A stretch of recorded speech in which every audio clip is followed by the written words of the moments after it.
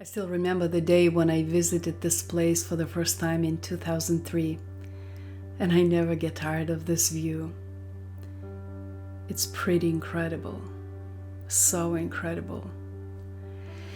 And somehow each time I come here, I remember where I began my journey. It looks like I can look as an observer of my story, and I feel such deep gratitude. It seems it was just recently when my life came to a complete stop and no future ahead of me except lonely existence as a disabled person, a victim of drunk driving. At the age of 22, I lost both of my legs in a car accident, and my left arm was fully paralyzed, but I felt a never-ending, constant burning pain in my left arm. And there was no way to continue normal life as we know it because my home country did not have an accessible environment for people in wheelchairs. And my house, where I lived, was not accessible as well. The only way how I could get out of my house was if my dad or my brother would carry me out on their arms. My room became my cage prison. The first 3 years since the tragedy, my life was filled with anguish and the ongoing questions of how to continue living my life. But I knew I would fight for my life because I could not even think of living a life of mere existence. And my decision to not give up and continuous perseverance delivered its fruit. And here you are. 3 years later, I traveled by myself across the globe from Lithuania to California, and I was right here in this spot, Bodega Bay, looking at the Pacific Ocean and ready for a new chapter of my life. I was so amazed how God's plan was so much bigger than my understanding of what's possible. I'm so grateful to my family and to my friends and all people in Lithuania and the United States who were there for me, who helped me through the most challenging times and assisted me when I needed help. I'm so thankful to the Lord for the inner strength and inspiration to aim for what seemed impossible, for the unstoppable grit and the ability and blessing to achieve that impossible. I feel so grateful for how my tragedy turned into an extraordinary life journey. I think it took about 12 years. It was probably the anniversary of the 12th year since the car accident when I felt gratitude for the accident and everything I had experienced after that event. I truly felt grateful. Now it's the 23rd anniversary. And today I feel even more fulfilled than I was before the car accident. You know, sometimes I even think if I had the chance to turn back and change it, I don't think I would change it. I don't think I would change it, especially if somebody said, let's go back and change it all, but you have to be who you were and remain who you were. I would not change it. Because I feel that I gained more than what I have lost.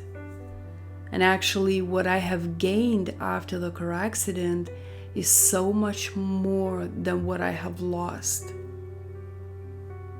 If you feel broken and deeply discouraged today, know that your story doesn't have to end this way. It doesn't have to continue, and it doesn't have to end this way. You can change your story, but how it will develop from now on greatly depends on you. Not on your circumstances, but on you. Of course, you can sit and complain and blame somebody for a failure or your broken future. And that's what normally people rush to do, to blame somebody else for their misfortune, just to take off responsibility for the situation they're in. But I don't recommend it. Why? Just step out of your emotions and look from a distance. What difference does blaming and complaining make in your circumstances? How will it improve your situation? It will not improve, will it? It will only make you feel like a victim. And does a victim act with confidence and determination? Victim acts as being defeated, and you are not defeated for as long as you fight. So I encourage you to take matters into your own hands and with God's help move on to create the life you're called to live. Because life is not a rehearsal. You get to do it only once. I never blamed the young man who was driving drunk that night, nor did I blame God. My understanding was that blaming someone is just a waste of time. My question was, how do I get out of this situation? How can I change what this car accident created?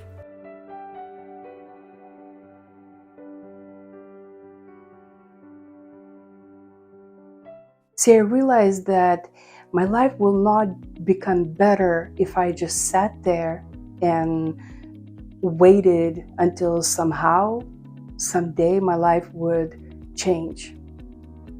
I knew that the only way my life will change for the better is only if I make those changes myself. I knew that I needed to take responsibility for my circumstances and purposefully change them.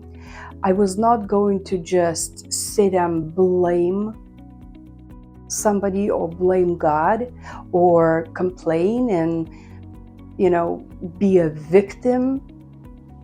I was not going to do it. I was ready to take matters in my own hand and with God's help overcome everything. And now that I look back, I see that one decision, not to sit and blame and complain and give up, but to fight for my life, determined life's trajectory.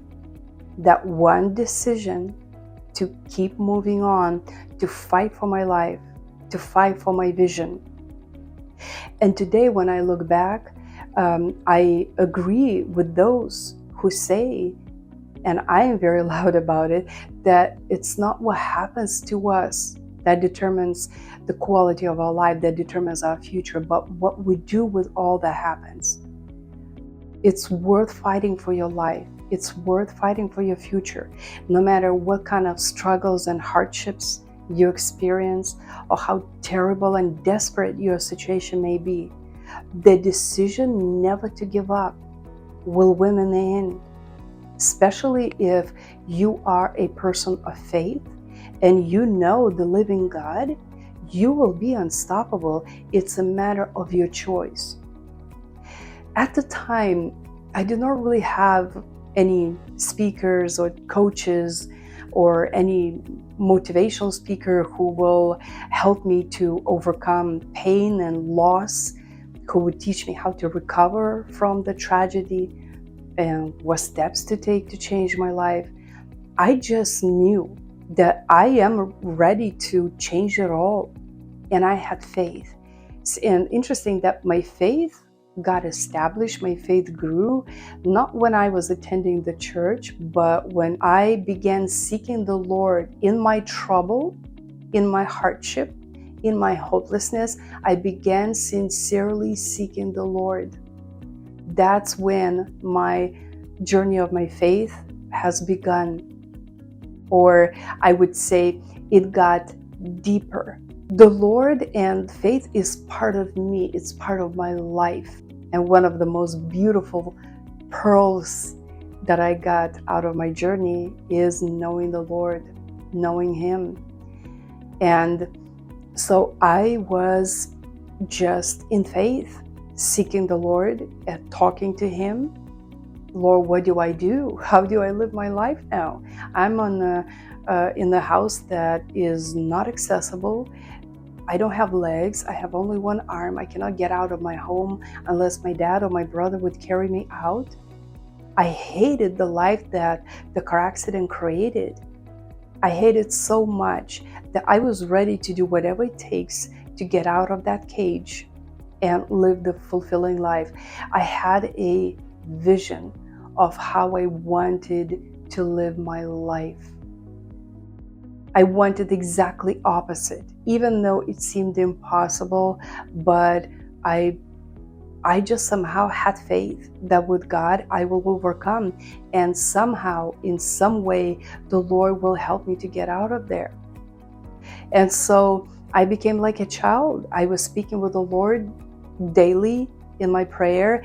Even if I did not see the answers right away, I still believed. I still expected His answer to come. I wanted to find Him, the Lord Himself. I wanted to understand, what does He want from me? What does He want out of my life? Why did I have to lose my legs? Why did it have to, end so cruelly? Lord, how do I live my life? And so I was speaking with the Lord, and in me, the vision grew of what life I wanted to have. And then I had inspiration to attain some certain goals, and I took matters in my hand. I worked, I was aiming for those goals. The Lord blessed me. The Lord created opportunities when there were no opportunities. And I got strengthened in my faith. And today, my life is beautifully restored. And as I will be sharing my story of Unstoppable, I will share some advice, because I want other people to be able to overcome and create the lives that they're called to live. So many times I heard people say, Inga, you are strong. That's why you were able to overcome. And I cannot do this. There's no way I would be able to do what you did. I'm not that strong. And when they face their own challenges, they say the same. I'm not strong enough. I wish I was like you.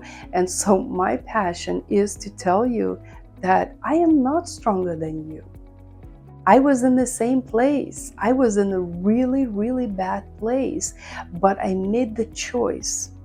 I made the choice to be stronger, to be tougher than the circumstances, to be tougher than the pain. And I made the choice to seek the Lord, because my own strength would not have had these victories that I do have in my life. I would not be able to do it myself, because there were no opportunities, and God Almighty created our opportunities. The Lord blessed me. He gave me the strength and ability to achieve the goals that He inspired in me, which seemed impossible. People were telling me, you're out of your mind, it's impossible.